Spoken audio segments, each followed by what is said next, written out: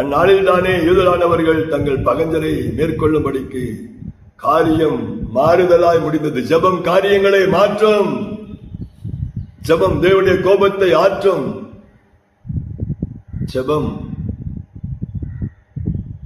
பாதுகாப்பை கொடுக்கும்.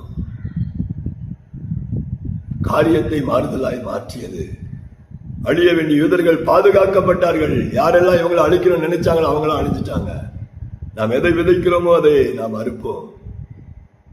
நாம் தீமையை விதைத்தால் தீமையை அறுப்போம். நன்மையை விதைத்தால் நன்மையை அறுப்போம்.